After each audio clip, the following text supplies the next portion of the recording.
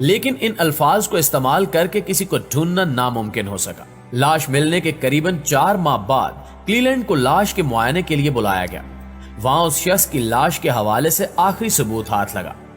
मरहूम के ट्राउजर से एक खुफिया जेब बरामद हुई जो कि आमतौर पर घड़ी रखने के काम आती थी, लेकिन पहले चेकिंग करने वाले तमाम अफराद इसको देखने से कासिर रहे।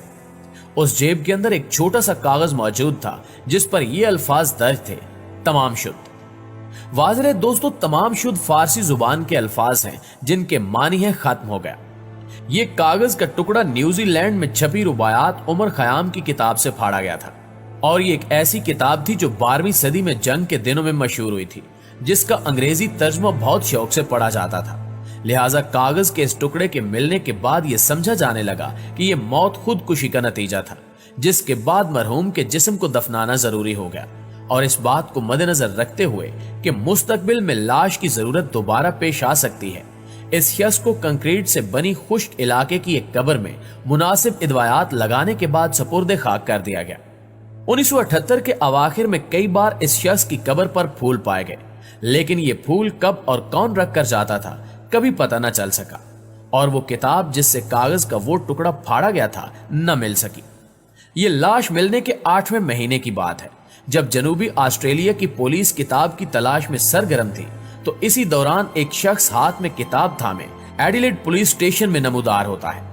ये शख्स दिसंबर 1948 में लाश मिलने से कुछ पहले समर्थन साहिल से कुछ दूर अपनी गाड़ी में अपनी बहनोई के साथ जाता है और बहनोई को ये किताब गाड़ी की पिछली सीट के साथ नीचे पड़ी मिलती है, जिसके बाद ये दोनों ये सोचते हुए कि इस किताब का ताल्लुक किसी दूसरे से है और ये इसके लिए जरूरी होगी, लिहाजा वो इस किताब के मालिक को ढूंढने की खातिर इस किताब को गाड़ी में लिए घूमते रहते हैं।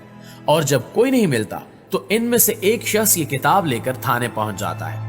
इस किताब के मुआयने के बाद इसके आखिर में मौजूद फोन नंबर को बतौर सबूत गनीमत जाना गया।